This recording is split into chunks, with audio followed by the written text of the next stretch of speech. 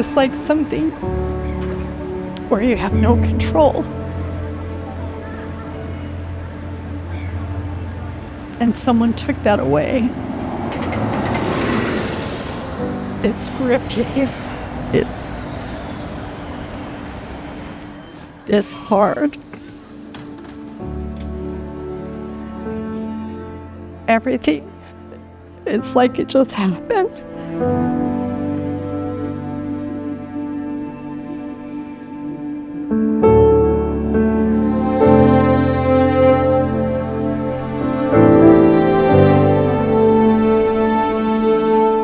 I talked to her on the phone before she left work. She was waiting for the bus.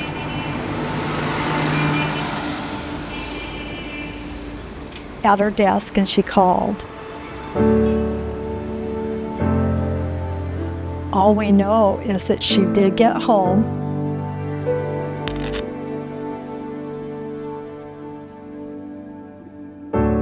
She had asked us to come over the next night or the next day to come over. We're going to celebrate my husband's birthday, and she was anxious to see us.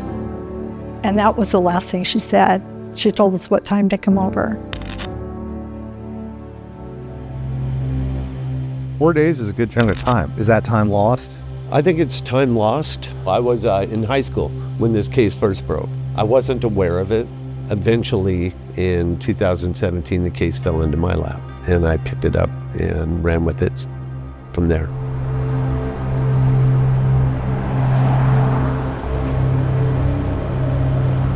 My name is James Belford. I'm a sergeant with the King County Sheriff's Office, and I am assigned the missing person investigation of Carol Jane Edwards from 1981.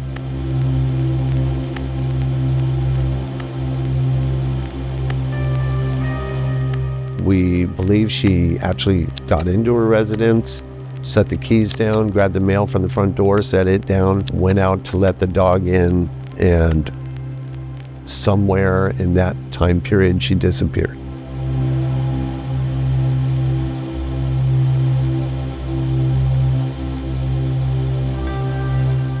We had search parties out there, and we hadn't even talked to the police yet.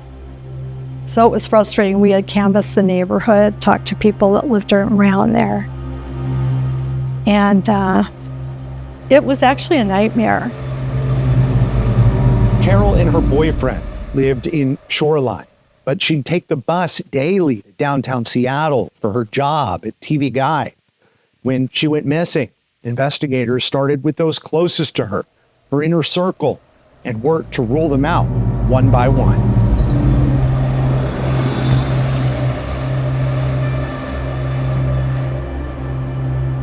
Her boyfriend was not there. He got home later that night, and right away he knew something was wrong because the house was still dark and the dog was outside. And I told him he needed to call the police right away because I knew that something was wrong, especially with the dog left outside.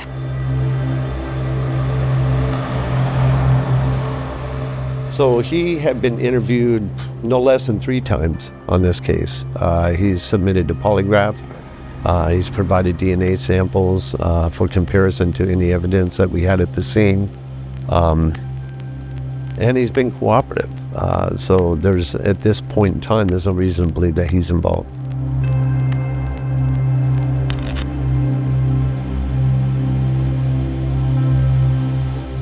Her jacket was found on the floor in the garage.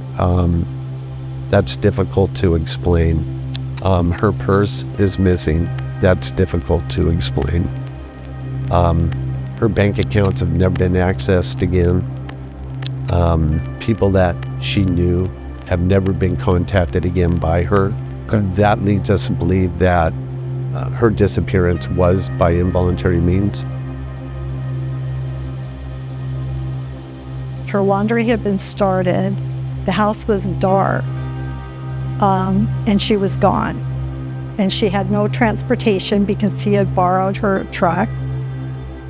She wouldn't have just walked away.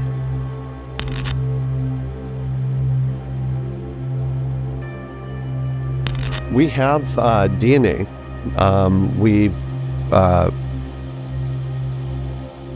We've tested that DNA against the known samples that we have, and we've made no connections.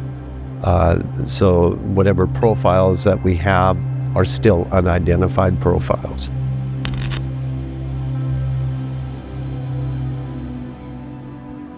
Somebody has talked. Somebody has, whether it's in a bar or just in a casual conversation, somebody has talked about Carol's disappearance and has told someone, and we need those people to come forward so that we can move this case forward and bring Carol home.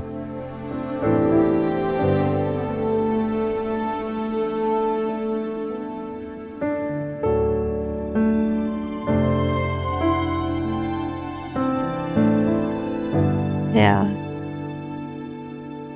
As a child, she was very shy.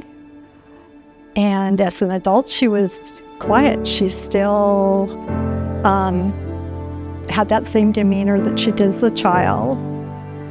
Very creative. She liked to do a lot of crafts, sew things.